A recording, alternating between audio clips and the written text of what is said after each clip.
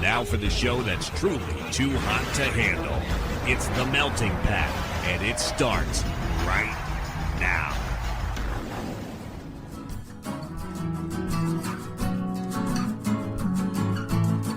You're listening to The Melting Pat. Here's your host, Pat Johnson.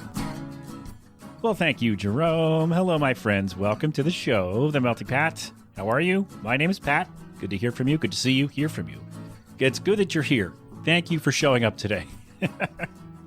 We are off to a great start. So on this show, generally, it's a combination of all the radio shows I used to do, sports, music, pop culture, and pro wrestling. And I just decided to mash them all together into one show. And so that's what we try to do. And this week, we're going to get, I think, a little closer to that goal.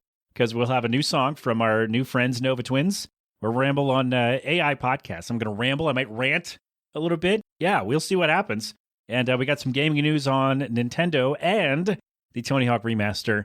And we are going to talk about wrestling, about how I'm nostalgic for a certain era of pro wrestling. So we'll get to that, and we should hear from the captain before the end of the show, unless they're not done, right? No, there are like 7 games left. So we shall see or hear if the captain is available, and he will let us know, oh, he's got to come. Because last week, right as I was editing the update to come out, to post in the rest of the show, the Flyers fired their coach. And so he asked to come back this week and talk about that and whatever else is going on with the Fly guys. So we will cross our fingers and toes and hope for that. And yeah, that's it. How's it going? You doing all right today? You okay? We got a new washer. I mean, it was used, but when we moved in to this place in 2019, there was no washer. And the landlord said, yeah, no washer, sorry. And so we went around the corner to a used place, a scratch and dent appliance place, and bought a washer for like $200. And it lasted until this year. So about 6 years, that washer lasted. That scratch and dent used massive appliance lasted, 6 years. So very happy about that. But it was on the fritz, and then it just stopped working entirely. So we got a new one. She went to the same place. She sent me a text like, hey, the delivery guys say they're coming between 4 p.m. and 6 p.m. And I said, okay, I got that text at, 12:15. And I read it at like 12:15. So I'm upstairs, 12:30, 12:40, having lunch, and I'm getting ready to go back down and to sign in and get, start doing work because I figured, I have time for the washer to come. I can clean up the basement and make sure things are out of the way, what have you. And then I hear somebody bang on the door. And I'm like, oh, all right. And so I open the door and the guy's just standing there, and it's 2 guys. One guy is in the truck that's parked on the street there. And the other guy was just like, hey, didn't say anything. And then I was like, you hear about the washer? And he goes, yeah. I'm like, all right, pull around back. Because like, if you're not trying to sell me something, which this guy, based on his attire, was not, and based on the fact that he kind of motioned at the truck or the guy waved or whatever, I put it together that the guy was here for the washer. And so I was like, oh, crap. All right. So I come down, I sign in, and I realized I didn't clean any of this. And so I'm like, all right, the only thing I did was unplug the washer because I don't know how to disconnect it and, safely disconnect it and have everything work again when it comes back together. So I was like, all right, I don't really know. And, the guy, there was a language barrier, so that was awkward for a little bit, but we figured it out. He was like, hey, this one doesn't work. The hot water doesn't work. I'm like, I don't care about that. Just give me the cold. It's fine. Hook it up. It's great. But the hose is a different length. And so that was weird. And so I had to buy some C-clamps and, figure that out so the water didn't spray everywhere. But we're all good to go. The washer works. It's smaller than the other one, which is good. By the way, if you are a scrapper or if you know a scrapper and, a junker, whatever you call them in your neighborhood, and you want a washer, come on over because I'm not doing anything with it. You can do whatever you want with the parts. You just need to help me get it out of the house because the last guys who brought it over determined it was too large, too wide, too whatever for this door. So it may have to come apart to get out of the house. So if you know someone or if you are someone who will take a used washer and do something with it, or if you just want to come over and get it out of my house into the driveway, because then we could put it in the alley and somebody will just drive by and take it. We could do that too. So let me know, and I'll buy you a milkshake. How's that? All right? Great. So yeah, we got a new washer. It's exciting. These are the things that excite me as I'm going to turn 37 this year. So these are things that are exciting to me now. It's being able to wash my clothes in my home without having to leave. So yeah, that's yeah. The guy pulled out the washer and the old one, and it was just like water and crud just underneath it, just kind of nesting there. And he goes, ugh, and he looks up at me and goes, ugh. I'm like, yeah, pretty gross, man. That is pretty gross. So then he sets it up, runs it, makes sure it goes, and we're all good. Then they left, and there was no discussion on what was happening with the old one. I just asked him to move it out of the way, or no, they just did that. And then I was going to be like, hey, can you get this one? And then they hooked up the washer, made sure it ran, and left.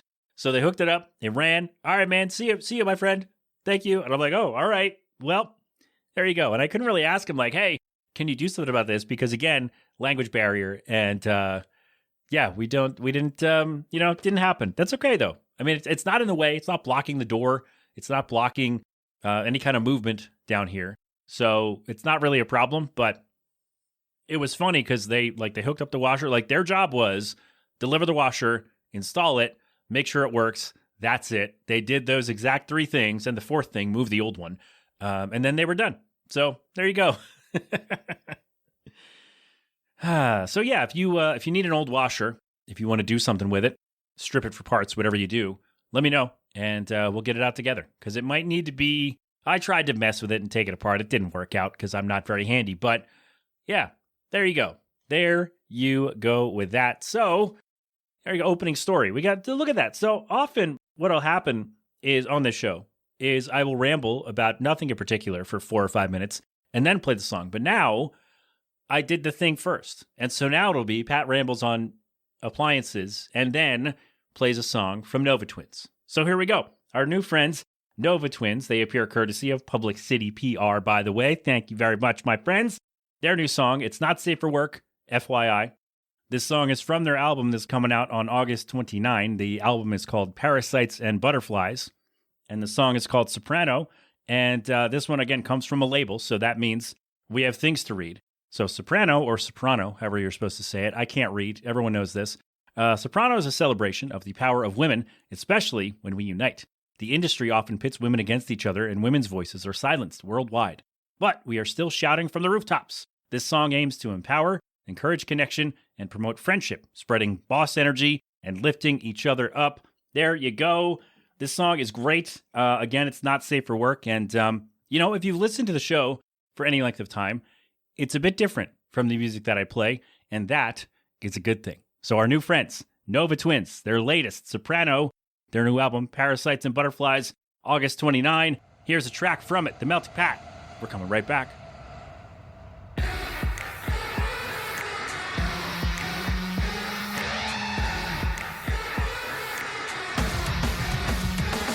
She's a bad bitch, that's just a rabbit, savage. Let's think I'm the little just habit. Will make your eyeballs pop, cause you're shaking all that jelly like a belly dance. Oh, you relax to keep it real, but I'm now sympathetic. Think the world wreck just to match her static. Tell me look good, got a blessed up genetics like who are those girls, bitch, you won't forget it. Oh, no, don't make us get soprano, riding through like so. Watch us go like da-da-da-da-da-da.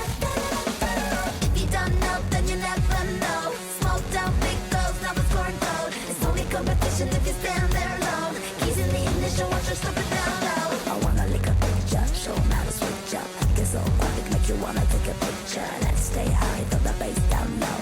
Frequency low, drop brain like whoa. Oh, no, don't make us get soprano, riding through like so. Watch us go like da-da-da-da-da-da-da-da.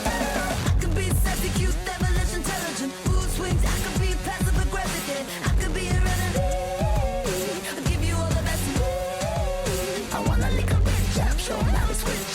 So graphic, make you wanna take a picture. Let's stay high, throw the bass down low. Frequency low, drop brain like whoa. Don't make us get soprano, riding through like so. Watch us go like da-da-da-da-da-da-da-da-da. Don't make us get soprano, riding through like so. Watch us go like da-da-da-da-da-da-da-da.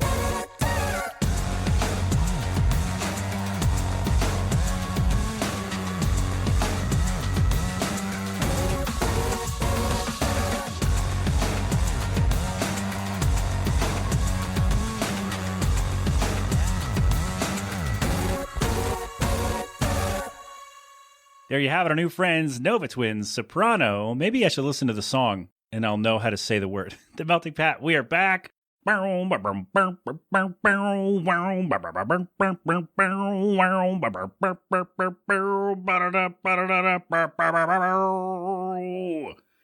improvised, as we often do. Look, man, the mouth riffs aren't always perfect, man, woman, ladies and gentlemen. I'm not perfect, okay? I hear a sound. I want to make it with my face. It's either going to be good or it's going to be not good. But either way, I'm going to have a great time. So Soprano is the latest from Nova Twins. Their new album, Parasites and Butterflies, is coming out August 29. And a big shout out to Public City PR for the hookup there. Check out Nova Twins where you do the things. Links to that will be in the show notes. So there you go with all of that. All right. We did it. That was fun. So when I hear songs that I don't usually, like I play a lot of pop punk on this show, as you know, unless you're new, in which case, thank you for coming out today. But I play a lot of pop punk music on this show because that's what I listen to. And it's pop punk, or if I could find some more new metal, that would be great to play. But if I can hum along, if I can make a mouth riff to your song, there's a good chance I'm going to play it. I don't discriminate. And so, yeah, you'll hear some different stuff from time to time. And it depends on who is able to, or I guess who I'm able to get permission from to play their stuff. So I'm grateful to Public City PR for being the hookup for all kinds of wonderful artists. And I think we have another one from them coming soon. I'll have to look into it. I don't know. Anyway, Nova Twins, Soprano, their latest. Parasites and Butterflies, new album, August 29. That is that for that. All right, so let's get on with it. We have a thing to talk about today. It's a weird, it's about AI. So let's start there, which for a lot of people is a dirty word. I know it's been going around recently about something about AI art generating from a new prompt or something. I haven't read the whole thing because I've been focusing on other stuff, but I saw the whole conversation of AI artists, and you're not an AI artist. You are telling a machine to scrape work from other people and make a thing based on that. So that is true. And we're not going to dive into the whole thing of it with, legality, morality, whatever. But I needed to get that part out there because I need you to know where this comes from. And so, yeah, AI art, AI, I can't even say it. AI art, AI music is a thing. I mean, I use Suno AI from time to time, and it's really fun. But I would never pass those things off as my own, right? I might say, hey, this song, I used Suno AI to get a melody, which I have done with a lot of the songs for my next record. And just so I can hear them with the rhythm and go, oh, okay, that's what this sounds like being sung. And then I can kind of take ideas from there. Whether I use those or not, it remains to be seen. But the fact that people will put up an AI thing, like, go on ChatGPT and share a thing and go, oh, look what I made. No, you didn't. You didn't make it. So anyway, that's where I'm coming from with this. But I saw this on, I don't know if it was Reddit or Threads or wherever, maybe both. AI podcasts.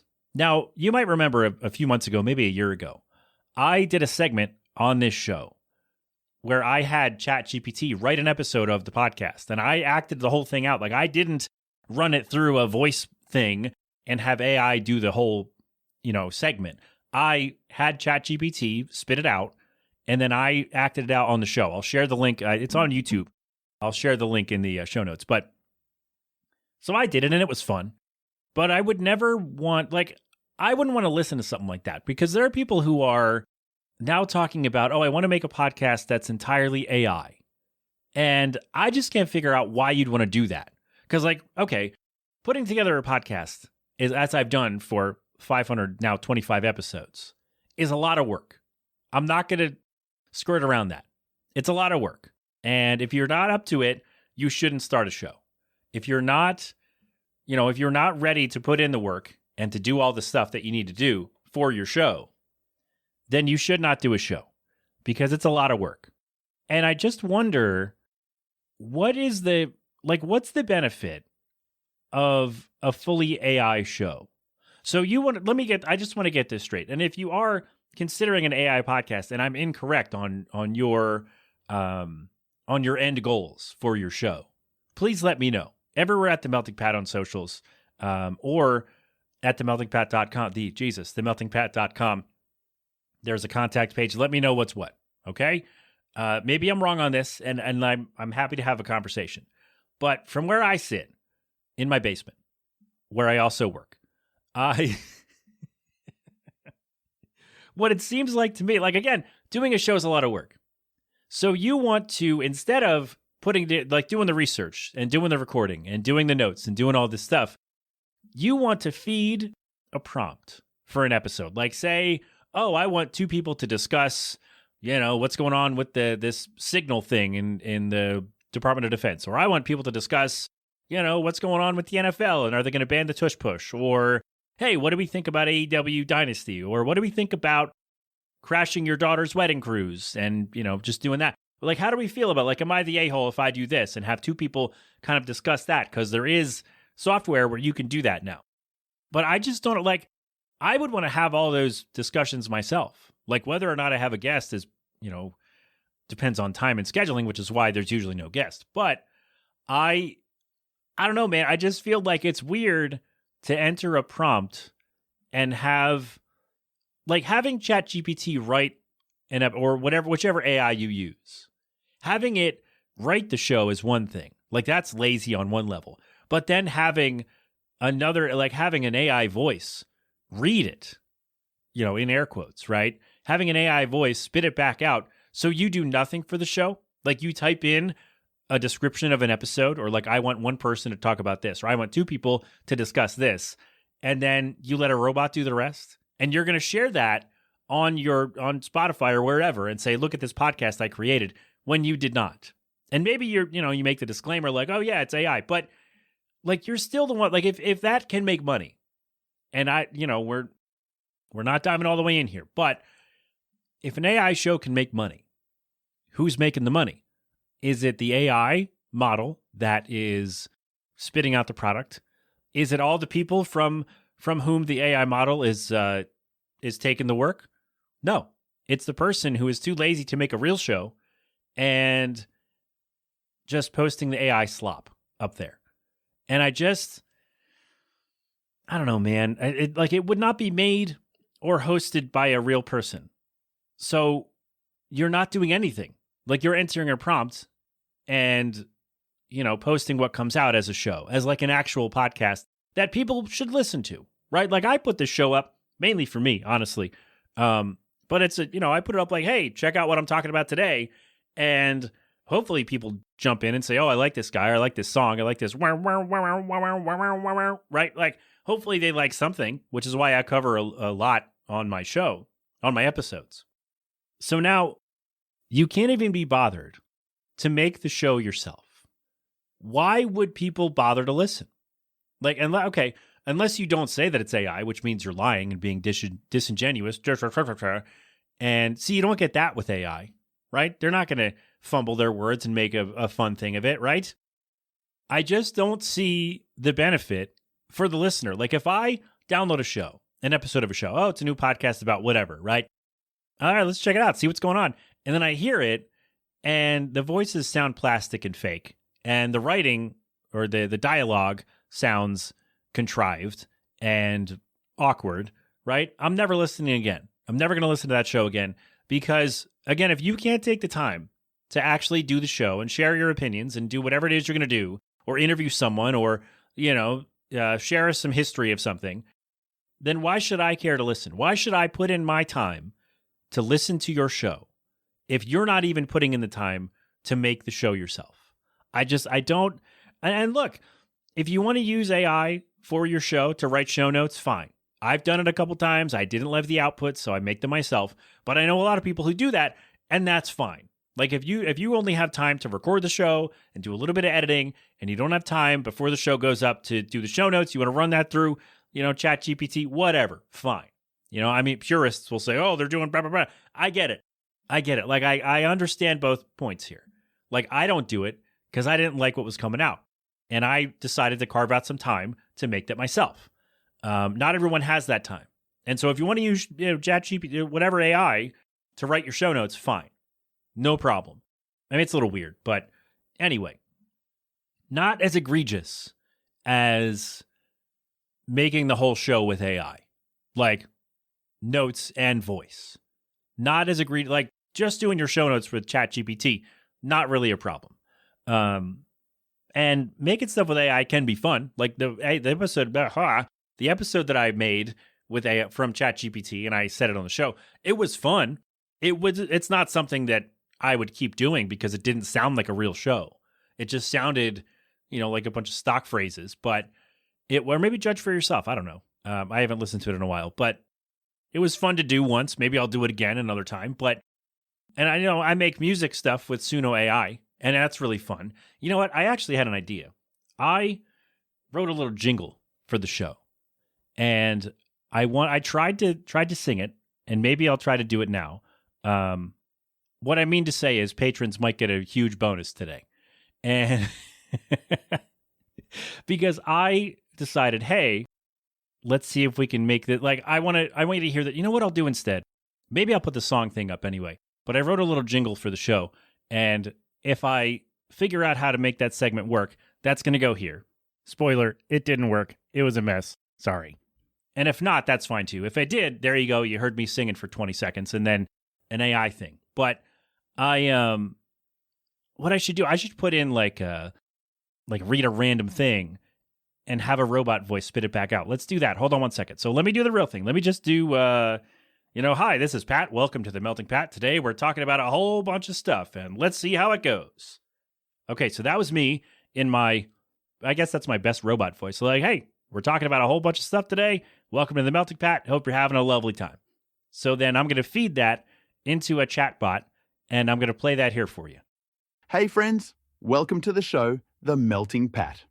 Today we have new music from Nova Twins. We'll talk about video game news from Nintendo and Tony Hawk, and we'll also get nostalgic about pro wrestling during the pandemic. We may hear from the captain as well, so let's cross our fingers and get to work. Thanks for coming by. So there you go. That, by the way, was from 11labs.io, and I don't know, like I fed a little bit more. Like I did just a little, hey, welcome to the show, and it didn't seem like there was enough there to like really hear what it would be like. So we added a little bit more, and it's fine. Like it was okay, I guess. But like, would you want a whole episode of that? Would you want to listen to that voice with that cadence for an hour? And I wouldn't. It just, I don't know, man. It like if you don't want to put in the effort to do a show, then don't do a show.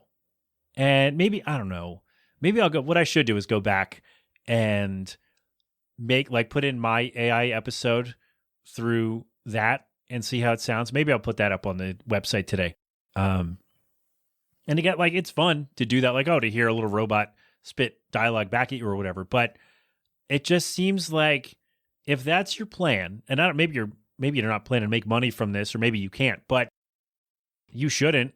Like you should not make money from that because that's gross. That's not you doing the work. That's you typing a thing in and getting something spat back out. And it's even worse if I had gone to ChatGPT and said, hey, write me an episode of a podcast real quick and spit that through. Because then I did really no work at all.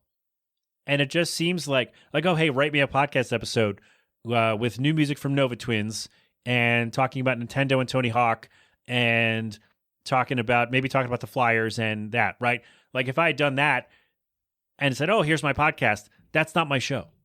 And it just seemed, I don't know, man.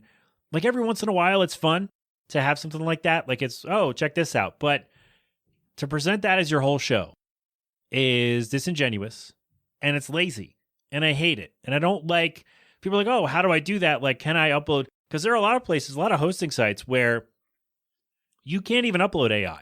Like if your show is made by AI, some hosting places won't even let you, share it on their platform, which is a good thing. And I hope that doesn't change because like we should not be, I remember I heard a story on Spotify about Spotify maybe a year ago where it was like a whole genre or a bunch of artists doing country music and it was entirely AI.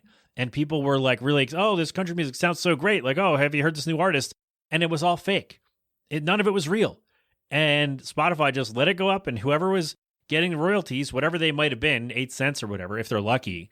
Like that's seems maybe I'd like to think tinfoil hat time that Spotify did that themselves just to see if people would A, notice that it was AI and or B, care that it was AI or not. And or like care that it wasn't real, right? And that's my conspiracy theory on that one. We'll take off the hat. Yeah, I think that Spotify did that themselves to show that if you get enough promotion behind something, no matter what it sounds like, whether it's objectively good or even objectively real music, people will not care and they will stream it until they go to bed, and they will rack up the numbers. And I guess this is the next step to that, right? I don't know, man. Like if you don't care enough to put together your episodes, then I don't care what you have to say. And it's like when people, I would see this occasionally, when people would say, oh, I used ChatGPT or what's the Twitter AI, Grok. Oh, I used that to summarize my thoughts on this important topic. That means a lot to me. Okay, well, if it's an important topic and it means a lot to you, why are you using a bot to explain yourself? Like if you can't write, like if you're not, I shouldn't say if you can't write, if you're not adept at putting your thoughts down to words, right? Then record it. Just put on your phone microphone and just record it and say it, and then, send it to me. I'll transcribe it for everybody because some people like to read rather than listen or watch, right? But if you are sitting there and it's a serious thing, like, oh, the state of the whatever, why not to dive into politics, but why the scandal with Signal, why the Department of Defense and whoever were discussing serious military operations on an open application and not behind, the government firewall, right? And you're discussing it on a third-party app. Hey, here's why that's bad. And I say I work in IT or whatever. Here's why that's bad. And if you can tell me that, that's great. But if you say, hey, I work in IT and I'm going to use Grok or whoever to summarize why this is bad, I don't care about your opinions anymore. Because if you're not willing to put in the work and figure out how to tell us why the thing is important, either to you or in general, and why it matters, why we should read what you're saying, if you're not willing to put in that work, I'm not reading it, and I'm no longer taking you seriously on anything. Because if you have if you're not putting in the effort to share your actual thoughts, then I'm not putting in any of my effort to hear them or read them. I don't care, man. Like you definitely, if you're one of these people who shares, oh, I used Grok or I used ChatGPT or I used whatever the other one is to summarize my thoughts about this important issue, I don't want to hear what you have to say about it because I'm not hearing what you have to say about it because you're too lazy or not smart enough to say, hey, or not, maybe this is it, too proud to reach out to a friend and say, hey, I can't describe these things in an eloquent way or in a concise way or whatever. If you're looking for concise, don't come to me. But if like, hey, I can't describe this in a way that people are going to hear and people are going to understand outside the industry, can you help me with this? Yeah. All right, great. I can help you. Absolutely. What are the main points? Let's make this, turn this into a post, right? There are real people who can do this for you. I'm one of them. I have a degree in communication. It's sitting right there. It actually does not say communication on it. Now that hold on, I need to look at this now. So Jill and I were talking about this the other day. We're going to end this segment in a second. That my degree might not actually say that I graduated. Let me go take a look. It's right here. No, it doesn't say that I graduated. It says I've been awarded a degree in Bachelor of Arts. So yeah, I technically, I guess didn't graduate. But anyway, it also does not say my field of study. Sorry, my chair moved. It does not say what the degree is for. So I could tell you I got a BA in anything. I got a BA in Baracus. And you would have to believe me because all this says is I have a Bachelor of Arts. Anyway, where was I going with that? Oh, there are people in the real world who, if you can't figure out how to share your thoughts in a simple way for people outside of your industry to understand, there are people who can do this for you, who can help you if you say, hey, here's the information. How do we turn this into something that people will understand? And that is infinitely better because those are still your thoughts and your words instead of a chatbot that's scraping from wherever, which could be incorrect information. And so that's the other thing, is that sometimes that information is not right. And so you're sharing information on a topic that is supposedly important and that you're passionate about, and you're not even taking the time to make sure that the information that you're sharing is correct. Maybe for some of you that doesn't matter, but for me it does. And so I'm not saying that you can't have fun with stuff with AI. I did it earlier today. And I'm not saying that it's all terrible, but the moment you decide to pass off that information as your own, and or when you say, instead of talking about things, from your point of view, you're using an AI bot to summarize whatever you're thinking, whatever the prompt is that you use. The minute you do stuff like that is where I draw the line and say, hey, that's not yours, and it's not yours. So you're being disingenuous, and it's gross. So why did we start this AI podcast? Don't do it. Don't make a podcast that's entirely AI, because it's going to sound bad, and people shouldn't if you're not willing to put in the work to do an actual show, then don't do it. Go find something else to do. All right? Come on. Okay, speaking of something else to do, we'll take a break. We'll come back and we'll talk about some video game stuff. We got news on Nintendo Switch and Tony Hawk. We'll do that next. Hey, this is Jim from Prime Birds, and you are listening to The Melting Pat. There we go. Thank you, Jim. Jim! We're doing it now, Jim! That is my impression of Bill Simmons doing an impression of Tony Romo getting excited about playing a game and yelling out to Jim Nantz, Jim! Thank you, Prime Birds. That was, I can't believe, honestly, that a handful of people now have sent me little stingers, little bumpers. So thanks, man. I appreciate that. And, I just can't, I just randomly put out that call, hey, that'd be funny. Wouldn't it be fun if people would do that? And then we got 5. And I love it. So if you want to do that, if you've been on the show, or if you know someone who's been on the show, and you want to say, this is me from my band, and you're listening to The Melting Pat, that would be great. Thank you very much. I will include you in the show as often as I can. All right? So there you go. We are back. That was a lot about AI and all that. No, I talked about my new washer, and we played a song. So it wasn't just a half hour of one thing. That's cool, right? Right? No? All right. Anyway, let's talk some video game news, shall we? What are we going to do first here? Are we going to do Tony Hawk, or are we going to do Nintendo? Let's do the Nintendo first. So you know what? Tomorrow, I'm doing this on Tuesday, but tomorrow there's a Nintendo Direct, April 2nd. So if you were able to catch that and you get some information about what I'm talking about, let me know. Pat, why don't you just wait? Because I don't have time.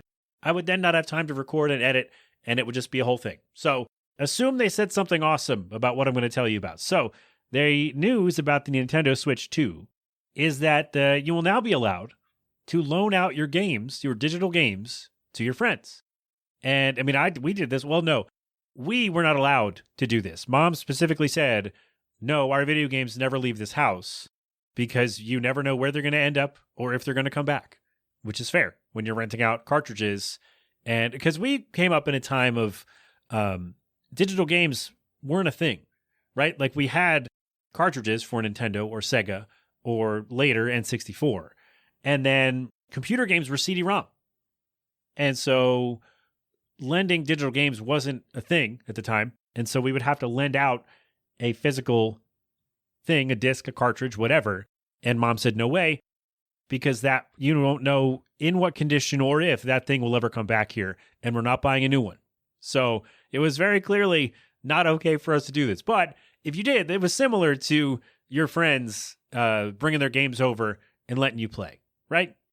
So now, because we have technology, you can do this digitally. And I'm surprised it took so long for someone to do this, right? Maybe you can already do this on Steam, or if you have Xbox Game Pass or whatever it is, or on PlayStation. I don't know. But it's super cool. And so you have, I guess you can have a family group on your Switch. You can add people to your friends list and create a group, a collection of people to play games together. And so in order to loan out in order to loan out a digital game, there we go. Slow it down. We got it. It sounds really pretentious when I say it that way. You definitely weren't listening and not, I couldn't say it. So you can loan games for up to 14 days to people in your family group. So, of course, there are limits, as there should be on something like this. But it's still really cool. Again, similar to loaning a buddy a cartridge or a disc back in the day. Now, like if someone buys, I don't know, the new Metroid game or a new Pokemon, right? And you're like, oh, I wonder what that's like. Somebody can loan it to you for 2 weeks and you don't have to go spend $70 or whatever. And then if you don't like it, you're out $70, right? So somebody can loan it to you and just basically transfer it to you. And I think from what I saw, if I have Pokemon, whatever it is, or if I have Metroid, 17 or whatever the Metroid's called. Sorry, Nate. Whatever the game is, right? And I loan it to you. I think for the loan period, I cannot play it on my system. So essentially wow, that's actually really clever on Nintendo's part. The license for that game, like it's not just, here, I'm sending you a copy of the game. It's like it would be back in the day if you were loaning a physical game, a disc or a cartridge. The license essentially to play that game transfers from your Switch to your buddy's Switch. And so for 2 weeks, if you loan out Metroid or whatever, I don't even know what a current Switch game is. Hold on. All right, so I just looked up a bunch of upcoming Nintendo Switch games, and I recognized maybe 3 of them. But I knew there was a Metroid one. There had to be. Metroid Prime 4 Beyond. So, okay, if you have that's coming out sometime this year, by the way. So if you have that, and you have, say, your cousin who lives in wherever, maybe they don't even have to live far away. Maybe they can't. Okay, all right, let's do this. Just do this, right, guys? So if Doug and I are in the same group, my buddy Doug, who's been on the show, if we're in the same group in our Nintendo Switch verse, right? We made a group together to play games, whatever. And so I get the new Metroid game that comes out, Metroid Prime 4 Beyond. And he goes, oh man, that sounds really cool, but I don't know that I would spend all that time in it. I just want to see what it is. So if I go, okay, cool, boom, you can now play my Metroid game for 2 weeks. And in that 2 weeks, I can't play that game. That's actually super clever. And it is not that I'm praising a corporation, but that is the easiest way to cut down on you're just sending the game and you're copying the game to somebody else. Because obviously they're not going to let you do that because they're not going to lose money on the deal. But so Doug, you better like the Metroid game for 2 weeks. God damn it! If I'm going to miss out on it for 2 weeks, hypothetically, I don't own a Nintendo Switch and I'm not planning to get one. I thought about it, but if I'm going to get a handheld, it is because I'm not hooking up another thing to my TV because I wouldn't have time to play it at my TV. So if I'm getting a handheld, it's going to be a Steam Deck. So there you go. Anyway, I wonder if Steam does this already, or now that the Steam Deck is a thing, I wonder if, because you can buy games for people on Steam. I've done it a couple times.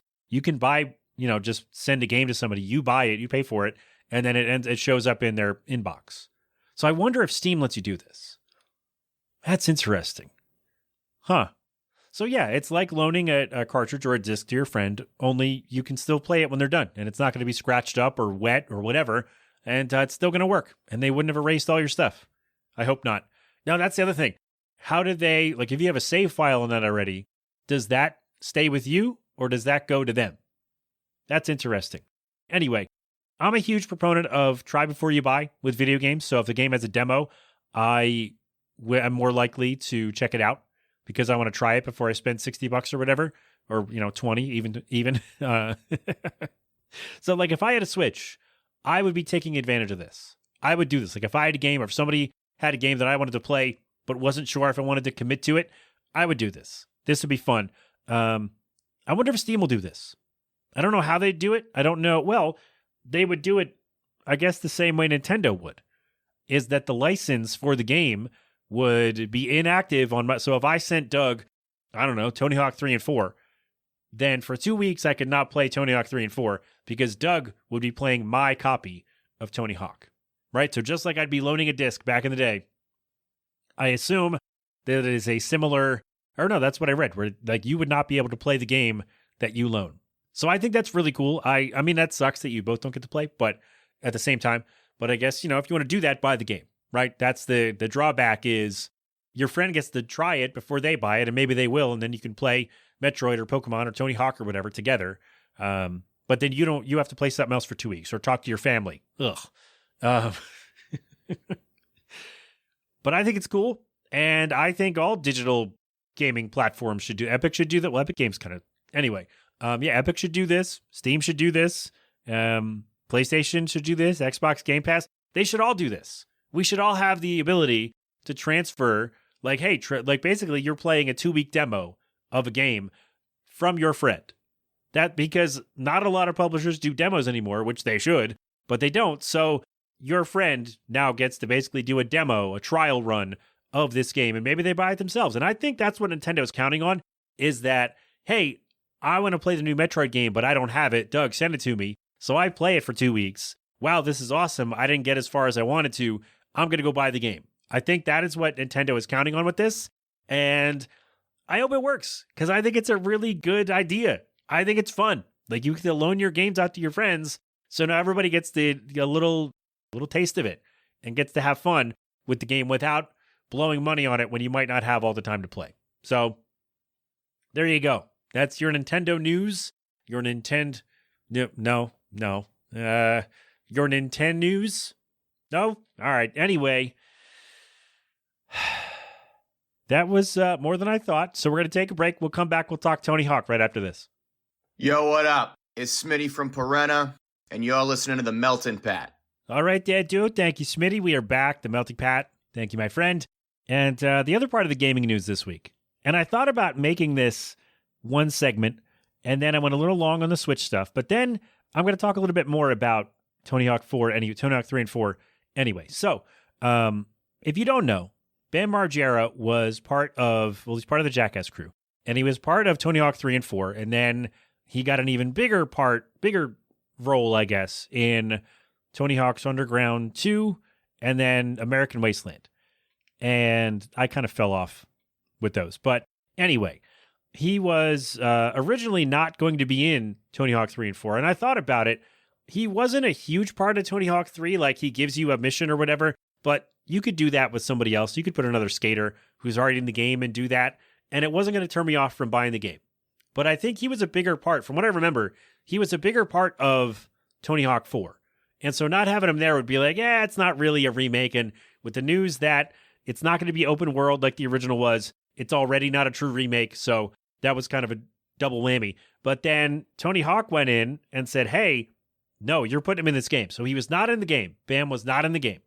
And Tony Hawk said, whoa. He went to Activision or whoever's making the game and said, no, he's got to be in the game. So he stepped in and said, get his ass in there. He probably didn't say it like that, but he did some pushing and said, we're getting Bam in the game. And then, a few days later, they said, all right, Bam's in the game. Now I think Bam has been in some trouble recently. He had some stuff going on. So maybe they were a little wary about that. Like, they're going to Google Bam Margera and they're going to connect that to us. And you know how corporate fat cats get nervous about people who aren't, on the straight and narrow. Meanwhile, they're taking, anyway, no, Pat, no, don't do it. Don't do it. You're just going to get upset. You're right. I'm not going to do it. But maybe that was an issue for them. And then Tony Hawk said, nope, you're getting him in there. And it seems like Bam is coming around. So good for him. Jill and I have been talking about Viva La Bam lately and how, like, we've seen it. We saw it recently, maybe about a year ago. We watched it again and it's just so dumb. And we laughed all over again. And so now Bam's in the news. And so we're probably going to try to watch some more Viva La Bam. Oh, it's so stupid. So yeah, another part of the classic games that's going to be included now that Bam is going to be back in Tony Hawk 3 and 4, the remaster coming out July 11. So there you go. I mean, it's not, the return to open world that that a lot of people wanted for Tony Hawk 4, but at least now we have something else from the original back in the game. So that has to be good for a lot of people who are on the, the hype train. Maybe they hopped off and you know what? I'm not going to make, I was going to make fun of people. Like, if Bam's a reason you canceled your pre-order, what the hell? But, some people love Bam more than I do. And some people, that's a deciding factor. Bam Margera being included is a deciding factor. You know what? You do you. And maybe this brings you back around. So maybe you don't have to let me know. I was going to say, let me know. You don't have to. But yeah, Bam Margera back in, he's in the remaster. And again, another part of the classic games that is in. And also, I I was playing Tony Hawk 4 the other day. And again, if you don't know, it's open world. It's not like the first 3 Tony Hawk games where you get a list of goals and you go through the level. It's you skate around and you find people who are going to give you tasks to do. And then you get a minute and a half or 2 minutes to do whatever it is. And so the publisher announced, hey, we're not going to do that for Tony Hawk 4 for the remake. It's going to be a 2-minute format like the other ones. And people were really upset about that. And I wasn't, because I don't have that nostalgia connection to it. But I'm actually, now that more I think about it, and again, I just played Tony Hawk 4 a little bit the other day, but the more I think about it, I'm interested to see how they make, because there are a lot of goals. And there are, I think for the first dozen levels, there are 16 goals. And so not all of them could be, I wonder if because with Tony Hawk Underground, you could pick the goal from a list and then you go and do that specifically. So I wonder if that's going to be the move. Because if they have, collect skate or find the secret tape or whatever, you can do those in high scores and do those in a 2-minute run. But then the other stuff where you might need a little more time, I'm curious to see how they make that happen. And I think what they could do, this probably would be the move, is have it like Tony Hawk's Underground, where the level menu is separate and then all the goals are in a line and you select whichever one you want to do. I wonder if that's going to be the move. Like if they have 9 or 10 in a 2-minute format and the other 6 or 7, you have to go into the menu and select them by themselves. And then you start where the goal would start. I wonder if that's going to be the move. Because I'm really interested to see how that plays. I know a lot of people are upset that it's not going to be the same as the OG, at least as far as we've been told. But I'm really interested to see how they can make the full levels. Maybe, I guess the other part is they wouldn't have everything from the level in the new game. So I guess that would be the issue. But I'm curious to see how they make, say they include everything, right? All the goals from all the levels, say they include all of them. I'm curious to see how they separate it. And maybe it's you get 7 or 8 in the 2-minute format, run through the level, and then you get the other ones separate from that on a different menu and go right to there. I wonder if that's the move, because I think that would be a good compromise. I know it's not what a lot of people want. I know it's not, it's not a true remake, and I understand if you're upset about that, but I think they could do some really cool stuff here. And then that could open the door for a Tony Hawk Underground and Underground 2 remake 7 years from now or whatever. So I'm optimistic. I'm going to play the game. I'm going to stream it when it comes out. And like I said, I played Tony Hawk 3 sort of. I started it a couple of weeks ago, and it's been great. And I played 4. I've been playing a little bit more of 4 a little bit, just so I know a little bit more, a little bit. Yeah. Want to know why they call it a little bit? No. That's a George Lopez show reference, by the way. Just in case you were confused. So I'm hoping it's going to be fun. I'm curious to see. I'm interested to see how they manage to pull off the full levels, or I guess what gets excluded. Maybe that's it. Although I don't know that I would really notice because I didn't play a ton of 4. So, but somebody would. Somebody will say, oh, this should be here, and it's not. And so I guess I'll know a week or so after the game comes out what's missing. So we shall see. I'm interested to see how it plays, and I'm looking forward to the game regardless. So Bam Margera is in, and maybe it's going to be more fun than we think, right? A lot of people, maybe not me. I think it's going to be a lot of fun, but maybe it'll be more fun than somebody who's been really looking forward to a true remake thinks it would be without the open world. So we shall see. Coming out in July. The demo drops in June. The first level, the Foundry in Tony Hawk 3, that drops in, I guess, the beginning of June. So looking forward to that. So I'll let you know what's what, and I'm hoping to stream it when it comes out. So there you go with that. Gaming news. Tony Hawk, man. Really excited. Can't wait. We'll go through it together. It'll be fun. We're going to have fun. Yes. You know what? Speaking of fun, this could be fun. We're going to get nostalgic about pro wrestling during the pandemic, because I've been thinking about it lately, and I want to talk a little bit about it. So we'll do that next. Hey, this is Dave Houligard from 12 Days in June, and you're listening to The Melting Pat. Crap open a cold one. Hey, thank you, Dave. We are back, and I want to talk about pro wrestling. Can we do that? Are we allowed? I've been thinking about this lately. because a lot of 5 years ago posts have been made, right? Because 5 years ago, the world shut down. COVID-19 was, brand new in the U.S. and everything we didn't know what we were doing. It was a mess. To be clear, the world was a bit of a mess. It's a different mess now, but at least we can go outside, right? So I've been thinking about it. So not much was happening at that time. So again, this is March, April 2020. Not a lot was happening. Industries as a whole just kind of shut down. But we still had pro wrestling. WWE, AEW, and TNA. I think TNA were doing empty arena shows. I don't watch TNA, or I didn't at the time, and I still kind of don't. So I won't speak on them directly. I remember some clips, though, that they were also doing some empty arena stuff at their kind of home base in Nashville. So WWE has their performance center in Orlando, and AEW has their, stadium, Daly's Place, their venue in Jacksonville. So they at least have, if this had happened many years earlier, who knows where shows could have happened or if they could have happened. But since both companies had home bases to work from, so we at least got that. And at first, they were doing empty arena shows. So, hey, we can't have people gathering, so we're not going to have people gathering. And so for several months, it was empty arena shows. And it was really weird to hear wrestlers, I hate to use jargon, but calling spots hey, all right, we're going to do this, we're going to do that. Or maybe not that, but geez, you can hear John Cena calling spots with a full crowd. So,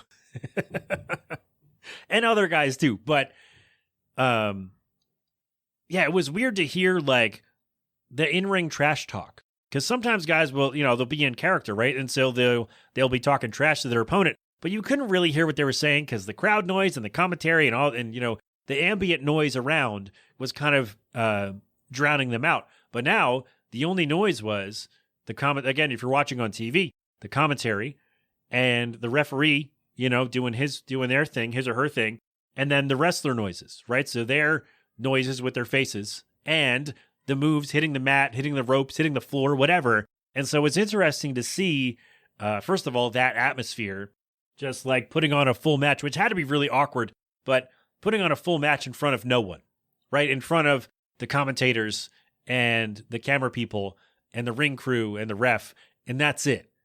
And then it had to be so strange. You're doing the same, you're trying to bring the same energy with nothing coming back. And so it was really weird to have silence, but especially when they were cutting promos against you, when they're talking at each other, trying to get everybody hyped up when there's no one around to get hyped up. So that had to be weird. But I was thinking about it, and it was something. So the world was a mess. We didn't know what we were going to be able to do, if anything, or when. And so we were just kind of hunkered down, and we at least still had that. We have plenty of things to do, but at least we still had wrestling. And it was in a time of such uncertainty, right? It sounds like a commercial. In a time where we didn't really know what was going to happen or when or if, right? And so we just had to hope that we were going to be okay. And so for several months, we still had wrestling.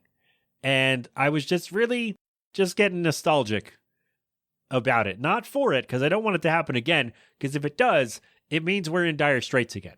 And that's not what I want. But it was so cool that hey, we found a way to still bring you entertainment every week.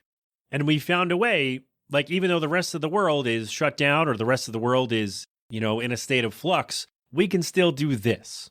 And WWE did WrestleMania in their empty arena, and they were able to do some cinematic matches, which was really interesting, and they were oddly fun. And I remember they did a Money in the Bank ladder match, which if you don't know is traditionally they will hang a briefcase above the ring, and everybody fights to climb a ladder to grab it, and then you get that, and you get to take an opportunity, have a match for the world title at any time. And so pandemic couldn't do that, couldn't have fans, so they decided, hey, we're going to have this go through our corporate building. And so the ladders in the ring were on the roof of the building, allegedly. And it was that was super interesting. And again, I hope it doesn't have to happen again, but maybe they should try it. Just one time. Try another cinematic match and see what they could do. I don't know. But it was interesting because, again, at least it was something. And so now they all had to get creative, and they all had to figure out how to put out a compelling product without having a huge part of the show, the audience, reacting to their stuff in real time. And so they had to figure out how to do that. And so the cinematic matches were super fun in a weird way. Like, they were odd, and it was like this, like, it feels weird, but it's also pretty fun to watch. Like, it was actually really cool.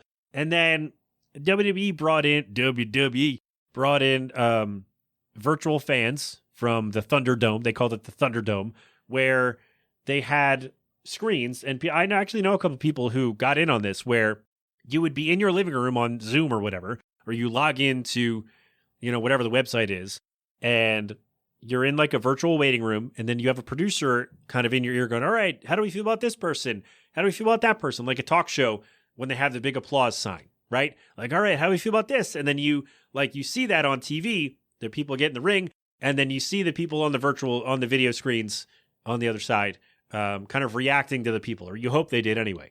So it was interesting. It was weird, obviously, but it was interesting and unique. And I don't know that I would have thought about that. But it was something, right? When we had nothing much going on, it was something. And it was better than seeing empty seats. And also, Vince McMahon got what he wanted, which was total control over the reactions to the wrestlers, right? That's what, like, a big thing for Vince was, you're going to cheer who I want you to cheer and boo who I want you to boo. And you can't always get that when, like, they can't always follow that prompt when the crowd chooses how they react. So now there is no crowd, and Vince got to control the reactions as he wanted. So he got what he always wanted. And I think at that time they sold the network to NBC, to Peacock, for like $1 billion. And so they still made a ton of money with no fans coming through the gates. So he decided, hey, they didn't need us anymore. And then, everybody came back and it was fine. But yeah, Vince got what he always wanted. The weird Thunderdome was probably his idea. And he got to control how his wrestlers were being received. Sorry, his sports entertainers were being received, which is something I think he's always wanted. But now we don't need to give that guy what he wants because he's a scumbag. Anyway, and then AEW, they started having other wrestlers who were there, like people who weren't working matches, who were still at the show, were then in the crowd. And like, so they were the audience. And that was super fun. Like, that was unique and interesting and super fun. And I don't remember who did it first, but it sticks out to me, I guess, because WWE had the Thunderdome, and AEW, I remember the guys in the crowd. And so that was really fun, like having the other wrestlers be the audience. I loved it. And hearing people react to stuff in real time. And like, sure, it's a dozen people or 24 people as opposed to 10,000 or whatever. But if they got 10,000, geez, or however many people. But it was better than silence. And it was better than no reactions at all. Now, at least we had something. And I remember there were guys betting on the matches. Like MJF and Shawn Spears were betting on the matches. And it was like, all right, who you got? Who you got in this action? Who you got in this match? And like, that was hilarious to me. Like, I think about that every few weeks. And I'm like, man, remember in AEW when they had the empty arenas because COVID, and then there were guys betting on matches? Like, that was super fun. It was so much fun. And like, yeah, sure, put money down on your guy in this match. Like, let's make this a thing, right? Like, can that come back? I don't want the whole empty arena, we can't go outside thing to come back, but I would like this to come back, right? Is that a thing? No? All right. Anyway, I was just thinking about it lately, how I was, in a time, again, when nothing was going on and we were all, just unsure of what we were supposed to be doing, if anything, or when we'd be able to get back to doing things that we wanted to do. We at least had wrestling. And it looked different. It sounded different. It felt different. But it was still there. Like, we could still turn on our TVs every Monday and Wednesday and Friday night, and we could still enjoy ourselves. And so I've been thinking about that lately. Like, maybe it didn't age well because, like, oh man, I can't believe they did that. But like, that's one thing. Like, oh, I can't believe they did that stuff. On the other hand, I can't believe they did it. Like, I can't believe they still were able to put on shows every week and handle business and have a weekly product to have for the fans. I can't believe they were able to do it. It was just a lot of fun when not a lot of things were happening that were fun. And so I was thinking about that. So we maybe I'm wrong on this. Maybe I'm looking at this through, rose-colored glasses now. But did you also enjoy, if you're a wrestling fan, did you also enjoy empty arena shows and then the Thunderdome and then, AEW having other wrestlers be the crowd? Did you enjoy any of this, or about the cinematic matches with all the guys doing different things in different places? Did you enjoy those, or is my brain just mush? Because I did have a kid in that time, so maybe my brain is mush and I'm misremembering how weird it really was. But it just, again, at a time when nothing was going on, we still had pro wrestling. And that, for me, I'll always have a warm spot for that. So there you go. Let me know if you were also in on this, or if you absolutely hated it and couldn't wait for crowds to get back and matches to take place in the ring. Let me know everywhere at the Melting Pat, and we'll maybe we'll have a fun discussion about that. Let me know. But for now, we'll take a break. We'll do some sports stuff on the other side right after this. Hey, this is Will from Full Blown Meltdown, and you're listening to The Melting Pat. Thank you, Will. We are back. The Melting Pat. Thank you, my friend. So if you don't like sports, this is your time to go. We're going to talk baseball, and we'll talk a little football, some new rules, and then we will hopefully hear from the captain, and then that'll be that for the show. All right? All right. So let's talk some baseball opening week. Very exciting. Phillies are looking pretty good. But I will say that, so opening day was on Thursday. And the Phillies, they went to 10 innings with the Nationals, right? 10 or 11. And they won the game. But they struck out like 18 or 19 times. And this has been a thing in baseball, not just for the Phillies, but in baseball for years, right? With the new, with the advent of, launch angle and, sabermetrics and all this stuff, where somehow in the last, decade, the strikeout has become, I don't want to say okay. Okay is the wrong way to put it, but it's become super normalized. Maybe that's the best way to say it, because when I was a kid, back when I was growing up watching baseball, if you struck out like 3 times in a game, you generally didn't play the next day. Like, you're like, all right, man, take a day off, get your head right, and we'll try to figure it out. Now, guys are striking out 2-3 times a game, multiple times a week. And it's like, I get it. Like, pitchers are throwing harder than ever. And the stuff is, as they say, the stuff is better than ever. I get that. But also, hitters are better, right? At least they should be. Shouldn't they be? Or has the pitching swung so far that the hitting hasn't really adjusted yet? Maybe that's it. But it just feels like strikeouts are way up. And I don't know. Maybe I'm just a stubborn old guy watching baseball, but if you strike out 19 times in a game, generally you might not have any hits, right? Like, you got severely dominated. But the Phillies on opening day struck out 18, 19 times and won. That's not an abnormality around the league that teams are striking out 10, 11 times, like both teams striking out 10, 11, 12 times each, and then the game is still like 6-4. And so it's just really weird how that has swung, and and missed or not missed, I guess, right? It just seems really weird that the strikeout, it used to be, and I've heard older players talk about this, where like, no, we weren't really allowed to strike out, meaning like if you struck out, that was bad. It wasn't, here we go. It wasn't just seen as part of the game, even though it is. Like, you're going to strike out, right? Like, that's just part of it. You're going to miss, the guy's going to throw a good pitch, and it's going to come across the plate, and you're going to be like, oh, there you go, got me. But it wasn't like, oh, ho-hum, shrug your shoulders. It was, hey, get it together, right? And now it seems like guys are striking out, again, 2-3 times a game, several times a week, and everybody's like, yeah, all right, well, that happens. I'm like, I don't know, man. Am I wrong on this? Am I off? Am I just watching my own team and realizing how much guys are striking out compared to, 20 years ago? Maybe, I don't know, 30 years ago. But I don't know, man. Maybe I'm off on this. Let me know. Some baseball savant. Let me know what's up. Maybe the strikeouts actually are up or down or about the same. I don't know. I don't have the numbers. I'm just, this is anecdotal. This is just me, talking about what I watch. Okay. So there you go. But the other thing I want to talk about. Two more things. Somebody asked me about the Rays and the A's playing in minor league ballparks this year, and they asked if I'd gone on a rant about it yet.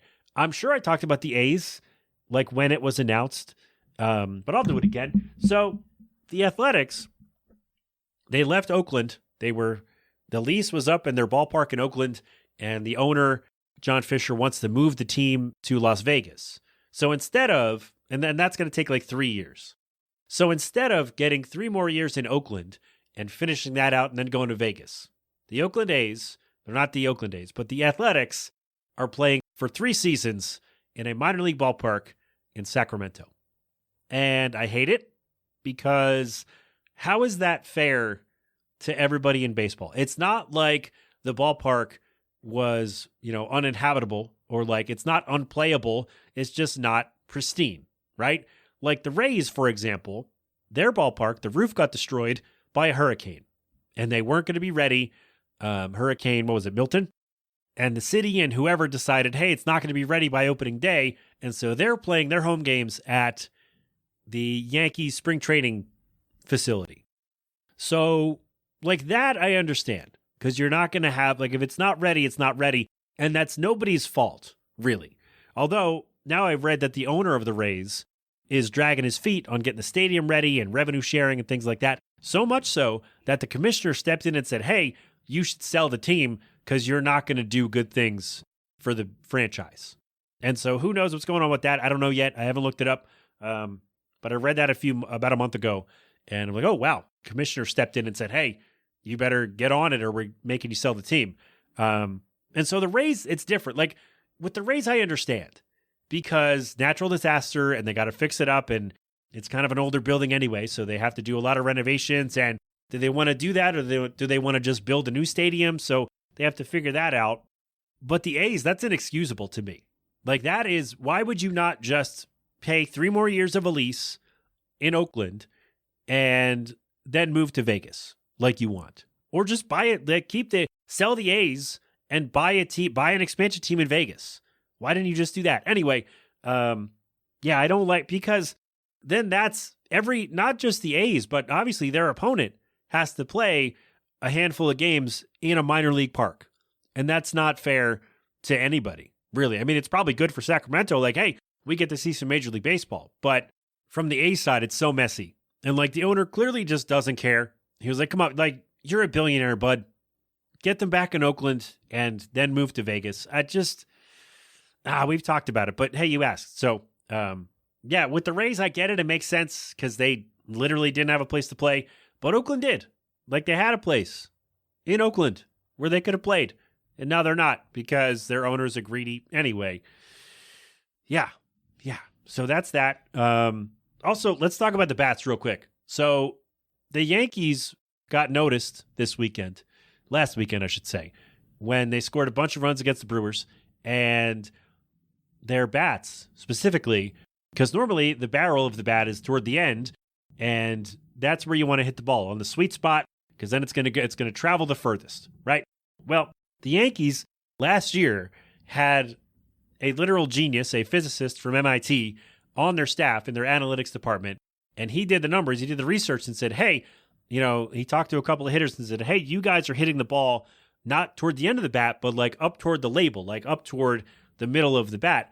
And so why don't we go and, somebody gets on the lathe and instead of putting the thicker part of the bat at the end, they move the thicker part up toward the middle. And so the sweet spot of the bat is now where this hitter makes the most contact. So instead of, hitting the ball, I'm going to do the swing motion. You can't see it. But instead of being able to, as they say, jam a guy, so you bust him inside, you throw a pitch inside, he swings at it, it hits the inside part of the bat, and it's a weak ground ball or a pop-up. Well, now that weak ground ball or pop-up can become a double or a home run because now that part is the sweet spot of the bat. And so they moved it, and people are complaining like, oh, man, they're breaking the rules. They're actually not. And far be it from me to defend the New York Yankees.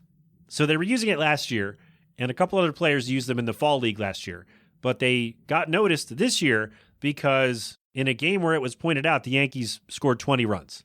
So, and again, far be it for me to defend the Yankees. But the rules do say, hey, it can be no thicker than, like no more than 2.6 inches in diameter at the thickest point, the bat, that is. and no longer than 42 inches. So is it 42 or 44? I forget. Anyway, all the rule says is, hey, it can't be any, like its thickest point cannot be larger than this. And so the people in charge of designing these were like, okay, those are my parameters. Let's make that happen. And so now they look like torpedoes. And, I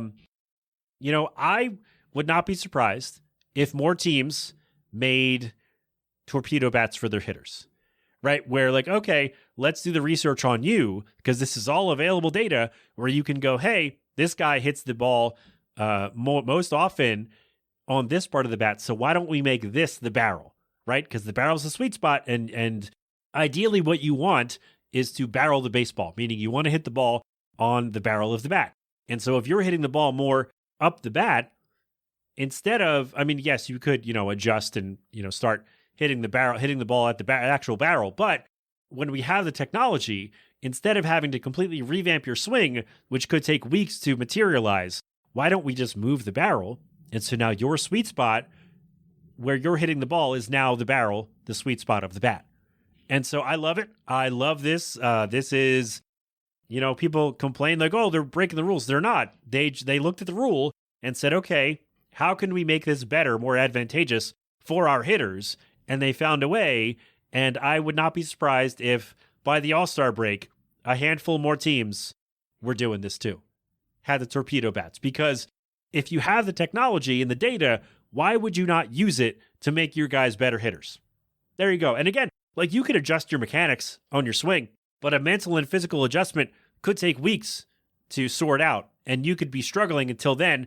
And by the time you get it right, your team's out of the playoff race. Instead, hey, let's change the bat a little bit. Now you can keep doing what you're doing with your swing and your approach. And now those hits that were once ground balls or pop-ups, you're putting them in play. And you're now helping us win because we took the extra time to do the research and adjust for you. And so I think it's great. I love it. People say nerds are ruining the game. And I think I still say the nerds who try to tell me that WAR is the best stat for players, which no one has been able to explain that to me why I should care. But this is a time when nerds are good for the game because it's like the Yankees literally have a genius from MIT, a physicist from MIT on their staff, and he innovated this thing a couple years ago, and now I think it's going to take over the league, and I, for one, am excited to see who else tries it. So maybe it'll cut down on strikeouts, because maybe now instead of fouling the ball back into the catcher's glove, you're putting that ball in play. So who knows? We shall see. I predict, and I hope, actually, that we get more torpedo bats, because I don't care what they look like. Is the product helping the guys on the field? So far, small sample size, but the answer is yes, and I expect more teams to do this going forward. So there you go. All right. We're actually not going to do the NFL thing. We were going to talk about actually, we'll just do it real quick. The owners voted on, or they were going to vote on whether or not to ban the tush push in the NFL, the Eagles quarterback sneak play, the brotherly shove, as it's also called. But they did not have the votes to push it through, so it has been tabled for now. They put a pin in it, as they say, and so more on that another time. But yeah, it just seems like, people against it, or let me just do it real quick. People against the tush push, the brotherly shove, keep citing medical concerns, and they're not presenting any data. So if that argument was strong enough, if there really was a medical concern against using this play, then the people against it would have that information and say, here's why. Here's the documented evidence from our physician department, right? From our doctors, our team doctors, right? Here, physician department, is that a thing? So here's this. This is why it's bad. Instead, they're just saying, oh, well, it could be bad because of this, with no evidence to back it up. And so, they keep talking about player safety, but, true safety concerns would be not adding an 18th game. And true safety concerns would be not having guys play on a short week, right? So not like the Chiefs last year played 11 games or 3 games in 11 days. And nobody said, well, that's bad. But now all of a sudden we're concerned about safety. So it just seems weird to me. I just think coaches are mad that they don't have the personnel to run the play or to stop the play. And so they want it banned because they don't know how to do it or stop it. So that's me. There you go. There's my little 2 cents on the brotherly shove, the tush push. I saw a clip from Daniel Tosh's podcast, and he said that Eagles should just run it every single play all the way up and down the field. And I think that would be the most fun NFL game ever. They would do it like 2 or 3 times. And you'd go, oh, okay, that's funny, but they're going to throw a pass now, right? They're going to run another play, right? And then they would just keep doing it. And then you get to halftime, and then it's like, oh, like they're going to do it now. Like they're not going to do it now, right? Or clearly the other team will figure out how to stop it, right? And then they come out second half, and they keep doing it.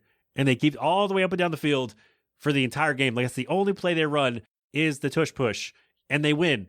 And they're like, wow, it's really bad. I think if they did that, then the play would be banned before the week was over. Like if they played that game on Sunday afternoon, that play is banned before Monday night. Like that. But it would be really fun. They should do that. Even if it's just for one quarter, like say the starters are in for one quarter of the game in a preseason game. They should just do the entire quarter, the entire time that the starters are out on offense, or on the field rather. They should just do the tush push every single play and just see how it works.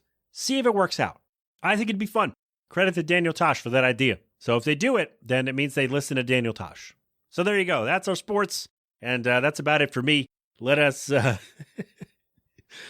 turn it over to the captain. He will let us know all about, new coach, old coach out, interim coach in, maybe new coach on the horizon. And hopefully he'll talk about what the team is going to do in the meantime for these last 6 or 7 games. So here we go. Let's turn it over. Good sir, the floor is yours. Take it away. Hey, Flyers fans. Mark back at you again with another Flyers update. Yeah. Woo-hoo. Guys, we are getting down to it. My goodness. I honestly, I say this every time, but I cannot believe we're almost at the end of the season. We're getting down to it. There's only 6 games left in this Flyers season, so let's take a look at the recap. So last Thursday, the Flyers beat the Canadiens at home 6-4. Then on Saturday, beat Buffalo 7-4. Then on Monday, beat Nashville 2-1. Look how, guys, your Flyers are on a 3-game winning streak. That is actually not that great for this team that's trying to get a high draft pick. But you know what? Who am I to stop them? Let's see what they can do. Maybe they have something going on that I don't know about. But me personally, I think losing a few games to get a better, and higher seed is not a bad thing. So looking ahead, Flyers are going to take on the Canadiens in Montreal on Saturday. Then they're going to be in New York against the Rangers on Wednesday. So like I said, it's almost the end of the season, and I don't even know how I can describe the end of the season. I mean, we didn't talk about it last week because we said John Tortorella, we'll see. He made the comment about he doesn't know how to coach a team like this, and that same day he gets fired. Then we look at Danny Briere and we say, what's going on? He says he didn't even start looking for a coach. So, and then the Cam York stuff comes out. Apparently Cam York and Tortorella were at it, and Briere said, you know what? It wasn't one thing, it was a bunch of things, and it kind of sped up over the last few weeks. You know what? Maybe I would have liked to see Tortorella see to the end of the season. Maybe it was his time. Maybe Briere saw something, or he heard something that he didn't like. Who am I to judge? But what I know is the Flyers have an interim head coach. They need a new head coach for next season, and they need to get a good draft pick. So as I sit here, I can only trust in Danny Briere. And guys, that's what we can do through the rest of the season. Let's see where the Flyers land. They really have a shot at the top 5 pick, but if they keep winning these games, they're not going to get that top 5 pick. So it's the ultimate balance. But you know what? I love the Flyers. I love hockey, and I know all of you do too. So I hope you're sticking with them, and brighter days are ahead. So guys, that's it for me here inside the Melting Pat, and sending it back to Pat. There you have it. Thank you, my friend. Or you heard a slapshot sound, and then we just get on with the show. So there you go. Of course, Flyers fired their coach. Right as I was doing the update last week, right as I was doing the editing, I get an alert on my phone that they fired their coach. God damn, guys, come on. I record early. Come on. Anyway, there you go. Thank you, my friend, if you were there. If not, that's fine too. And that, my friends, is our show. We are good to go for today. Thank you very much for being here. We did a lot today. I didn't think we were going to do so much, and then, we did. So there you go. We handled all of our business. My thanks to Nova Twins for the tune Parasites and Butterflies. Their new album is out August 29th. Go get Soprano and tell them I said hi. They won't know who I am, but that's okay. Special thanks again to Public City PR for the hookup there.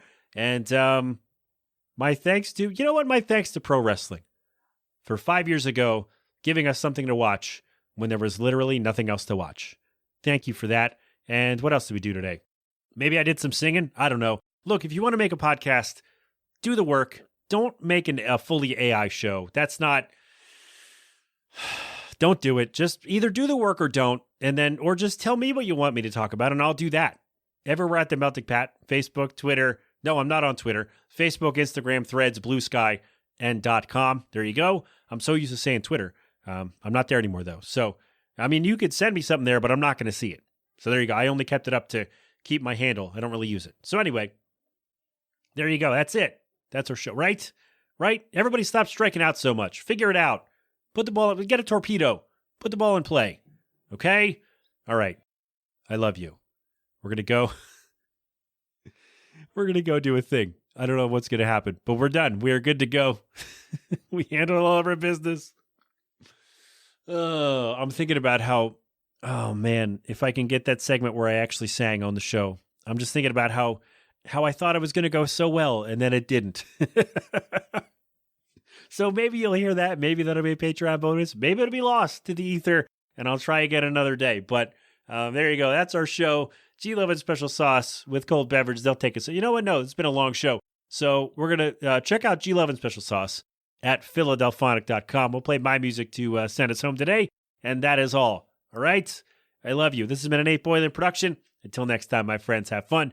Be safe. Thank a veteran. Wash your hands. Wear your mask. Get vaccinated and boosted when you can. And of course, don't do anything I wouldn't do. Also, tip your wait staff. Damn it. Do that. All right? Goodbye. I love you. We'll talk soon. You've been inside the Melting Pat. Thank you very much. Go crap open a cold one. Okay, before we go, sorry. I do have a bonus for you. This is, remember on my AI episode from however long ago, where I read it. Well, today I decided let's feed that through an AI thing and see how it sounds. And this is exactly how it came out. I did zero editing except to level out the audio. So here is that, and then we're going to end the show. Thank you very much. We'll talk soon. Go crap open a cold one. Or keep on melting. Hey there. Welcome to the Melting Pat podcast. I'm your host, Pat, and on this show we explore a little bit of everything. From taking your questions and answering them, to navigating parenthood, yelling about sports, and even sharing some awesome music by independent bands from around the world. And of course, we always crap open a cold one while we're at it. Now, as you may know, I've been working on improving my reading out loud skills. So for today's episode, I thought we could start by taking some of your questions and practicing reading them out loud. What do you say? Ah, here's one. Hey, Pat, what is your favorite thing to grill during the summer? Well, that's a great question. Personally, I love grilling burgers and hot dogs, but I also like to mix it up with some grilled veggies like zucchini or bell peppers. What about you, folks? What's your favorite thing to grill? Let me know in the comments. All right, let's move on to our next segment, navigating parenthood. As a dad myself, I know how challenging it can be to raise kids, especially during a pandemic. But one thing that's helped me is finding some fun and creative activities to do with them. Recently, we made a homemade bird feeder using some materials we had lying around the house. It was a great way to spend time together and teach my kids about nature. Speaking of spending time together, let's talk about sports. Now, I know some of you might not be big sports fans, but for those of us who are, it's been a wild year so far. The Olympics, the NBA playoffs, and the Euro Cup have all provided some great moments of excitement and drama. Personally, I've been rooting for my hometown team, the Chicago Cubs, even though they've been struggling this season. And finally, let's end things on a high note by sharing some awesome music by independent bands from around the world. Today, we're featuring a band called The Electric Gypsies, who hail from Australia. Their new single, Electric Love, is a rockin' tune that's sure to get your feet moving.